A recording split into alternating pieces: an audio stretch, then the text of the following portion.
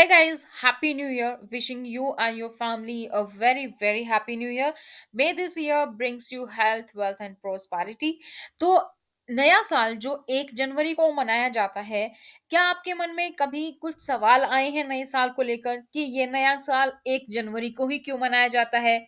ये जो कैलेंडर से हम डेट्स देखते हैं, आखिर इस कैलेंडर का इतिहास क्या है? क्या हमेशा से यही कैलेंडर था या इसमें भी कोई फेरबदल हुए? या हमेशा से 1 जनवरी को ही हम नया साल मनाते आ रहे हैं या इसके पीछे भी कोई हिस्ट्री है? क्या पूरी दुनिया में 1 जनवरी को ही नया साल मनाया जाता है? तो आज की इस वीडियो में मैं आप लोगों को जवाब देने वाली हूँ आपके कुछ ऐसे ही सवालों के, तो वीडियो को अंत तक ज़रूर देखिएगा और अगर आपको वीडियो पसंद आए तो वीडियो को लाइक और शेयर करना मत भूलिएगा। तो एक बार फिर से आप सभी लोगों को हैप्पी न्यू ईयर। 1 जनवरी यानी कि नए साल की शुरुआत। 1 जनवरी को कई देशों में नया साल मनाया जाता है, लेकिन बहुत से लोगों को ये नहीं पता कि सदियों तक 1 जनवरी को नया साल नहीं होता था। कभी हमारे इतिहास में नए साल को मनाया गया 25 मार्च, तो कभी 25 दिसंबर को भी नया साल मनाया गया है। तो फिर कैसे हम 1 जनवरी से मनाने लगे? आज की इस वीडियो में वो भी आपको बताएंगे। 715 ईसा पूर्व से लेकर 673 ईसा पूर्व तक की अगर बात करें तो एक रोम का राजा था नूमा पोपिलस। उसने रोमन कैलेंडर में कुछ बदलाव किए। कैलेंडर में मार्च की जगह जनवरी को पहला महीना बनाया गया। दरअसल जनवरी का जो नाम है जो आप स्क्रीन पर देख रहे हैं ये है जानोस। इनके नाम पर पड़ा जो कि बायफेस है। तो the month of January is named after the god Janus, the god of beginnings and transitions. तो जनवरी का नाम जानूस पर पड़ा जिसे रोम में किसी चीज की शुरुआत करने का देवता माना जाता है। वही मार्च का नाम अगर हम बात करें तो मार्च का नाम लिया गया है मार्स से जिसे युद्ध का देवता माना जाता है। तो इसीलिए नुमा ने जनवरी को पहला महीना बनाया क्योंकि इसका अर्थ है शुरुआत, किसी चीज की शुरुआत करना। वैसे कैलेंडर में 10 महीने होते थे। एक साल में 310 दिन। उन दिनों एक सप्ताह भी 8 दिनों का होता था। 153 ईसा पूर्व तक 1 जनवरी को आधिकारिक रूप से रोमन वर्ष की शुरुआत घोषित नहीं किया गया था। अगर बात करें हम जूलियन कैलेंडर की, तो जूलियन कैलेंडर रोम के राजा जूलियन सीजर ने रोमन कैलेंडर के कुछ बदलाव किए, लेकिन जनवरी को ही पहला महीना रखा। उसने 1 जनवरी से नई साल की शुरुआत की और जूनियर कैलेंडर में नए गणनाओं के आधार पर साल का 12 महीना माना गया। जूलियस सीजर ने खगोलविदों से संपर्क किया और गणना किया, तो उनके सामने यह आया कि पृथ्वी 365 दिन और 6 घंटे में सूर्य का चक्र लगाती है।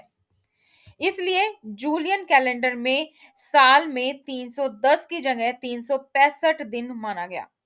तो जो 6 घंटे अतिरिक्त बचे उसके लिए लीप ईयर का कंसेप्ट आया। हर चाल में यह 6 घंटे मिलाकर 24 घंटा यानी कि एक दिन हो जाता है और चौथे साल फरवरी का दिन मनाया जाता है। अब हम बात करें 25 मार्च और जो 25 दिसंबर के नए साल की बात कर रहे थे वो कहाँ से आई?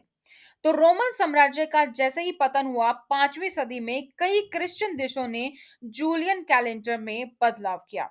वह इसको अपने धर्म के अनुरूप बनाने की कोशिश में लगे। कुछ ने अपनी धार्मिक मान्यताओं के मुताबिक 25 मार्च तो कुछ ने 25 दिसंबर को नया साल मनाया।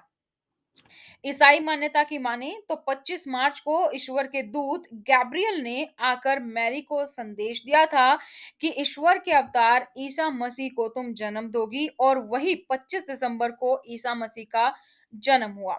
इसीलिए मनाया गया नया साल 25 दिसंबर को अकॉर्डिंग टू क्रिश्चियनिटी। तो ग्रोगियन कैलेंडर की बात करें तो बाद में यह पाया गया कि जूलियन कैलेंडर में लीप वर्ष को लेकर त्रुटि है। सेंट बीड नाम के एक धर्मगुरु ने बताया कि एक साल में 365 दिन और 6 घंटे ना होकर 365 दिन 5 घंटे 46 सेकंड होते हैं। तो इसमें संशोधन करके पोप ग्रेगरी ने 1582 में नया कैलेंडर पेश किया। तब से 1 जनवरी को नए साल की शुरुआत मानी गई। तो ग्रोगरी कैलेंडर को कब अपनाया गया? ग्रेगरियन कैलेंडर को जो हम मानते हैं, गॉर्गियन कैलेंडर 1582 में अपनाया गया। 10 दिन आगे कर 5 अक्टूबर के बाद सीधे 15 अक्टूबर से कैलेंडर की शुरुआत हुई। ज्यादातर कैथोलिक देशों ने तुरंत ग्रेगोरियन कैलेंडर को अपना लिया। उसमें था स्पेन, पुर्तगाल, इटली के अधिकांश इलाके। लेकिन इसको तुरंत अपनाने के इच्छुक कुछ लोग थे, जो नहीं थे, वो थे प्रोटोस्टेटस। खैर, बाद में इन्होंने भी अपनाया। तो ब्रिटिश साम्राज्य ने 1752 में और स्वीडन ने 1753 में इसे अपनाया। रूस में 1917 तक जूलियन कैलेंडर चलता रहा। रूसी क्रांति के बाद वहां पर भी ग्रेगोरियन कैलेंडर अपनाया गया। ग्रीस में जूलियन कैलेंडर 1923 तक चलता रहा। तो भारत में 1752 में ग्रेगोरियन कैलेंडर को अपनाया गया। तो ये कैलेंडर 1752 में भारत ने अपनाया। अब हम बात करते हैं, अगर लीप वर्ष की गणना की, तो लीप वर्ष की गणना आप कैसे करते हैं? लीप वर्ष की गणना जिस साल 4 से भाग हो जाए, क्या वही लीप वर्ष होता है? या फिर 1600, 1700, 1800 इस तरीके से, तो ये सभी लीप होने चाहिए। लेकिन ऐसा नहीं होता है। लीप वर्ष अगर आपको देखना है, तो लीप वर्ष के लिए आपको कोई भी संख्या 400 से पूरा-पूरा भाग होनी चाहिए, तो ही लीप ईयर होता है। लीप ईयर की कुछ कैलकुलेशंस आप स्क्रीन पर भी देख सकते हैं कि कैसे हमने लीप ईयर को कैलकुलेट किया। Leap year 1/4 day short of a complete period होता है। तो लीप ईयर की गणना में फरवरी के महीने में 29 दिन होते हैं, जो कि हर 4 साल में आता है। तो क्या सिर्फ इतने ही कैलेंडर हैं, या इसके अलावा भी कोई कैलेंडर है? कितने और कैलेंडर्स हैं? तो और भी बहुत सारे कैलेंडर्स हैं। जैसे कि अगर हम बात करें मुस्लिम की, तो मुस्लिम कैलेंडर को कहते हैं हिजरी कैलेंडर, जो कि आप 12 महीने यहाँ पर देख सकते हैं। तो भारत हिजरी कैलेंडर एक साल में 354 दिन होते हैं। भारत का आधिकारिक कैलेंडर की बात करें, तो शक कैलेंडर है, जिसे 22 मार्च 1957 को अपनाया गया। इसका पहला महीना होता है चैत का महीना। ईरान और अफगानिस्तान में पर्शियन कैलेंडर का इस्तेमाल होता है।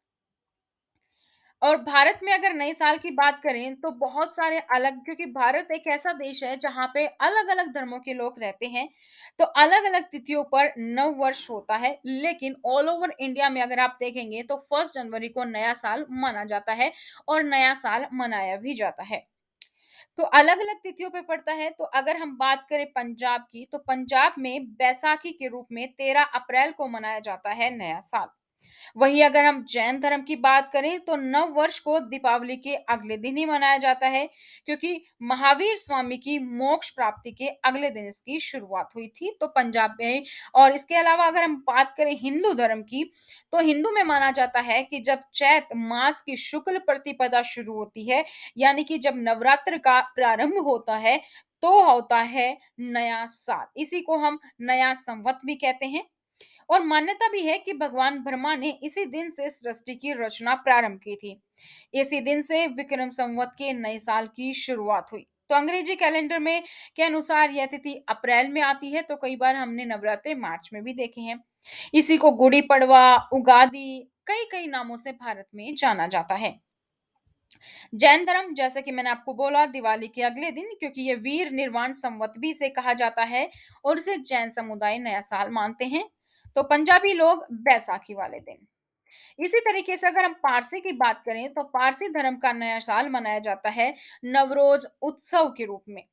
ये आमतौर पर 19 अगस्त को मनाया जाता है। 3000 वर्ष पूर्व शाह जमशेद जी में ने नवरोज मनाने की शुरुआत की थी। ये थी दोस्तों आप सभी लोगों के लिए नए साल से जुड़ी सभी जानकारी, कि एक बार फिर से आप सभी लोगों को नए साल की शुभकामनाएं। और अगर आप देखेंगे, तो आज की इस वीडियो में हमने बहुत सारी चीजें आपको जानकारी दी, जिसमें कि हमने जाना कि कैलेंडर का इतिहास क्या रहा, कौन कौन से लोग कब कब नया साल मनाते हैं, क्या प्रथा है नए साल के बारे में। और इसके अलावा नई साल जो है, वो 1 जनवरी को हमेशा से मनाता आ रहा है हम, या फिर कोई चेंज है उसमें, क्या हिस्ट्री है। आई होप आपको सारी चीज़ों पे क्लैरिटी मिल गई होगी। वीडियो पसंद आई तो वीडियो को लाइक और शेयर करना ना भूलें, और अगर आप लोग इस चैनल पर नए हैं, तो आपको क्या करना है, चैनल को सब्सक्राइब और आप कमेंट सेक्शन में हैप्पी न्यू ईयर टाइप कर सकते हैं। तो एक बार फिर से आपको और आपके परिवार को हमारी टीम की तरफ से नए साल की हार्दिक शुभकामनाएँ। Thank you so much, bye bye, take care. इसी तरीके की और तमाम जानकारी अगर आप चाहते हैं, आपके मन में कोई भी सवाल है, तो आप बेझिझक कमेंट सेक्शन में कमेंट कर सकते हैं। आपके लिए और इन्फॉर्मेशन हम लेकर आते रहेंगे। Thank you so much, bye bye, take care.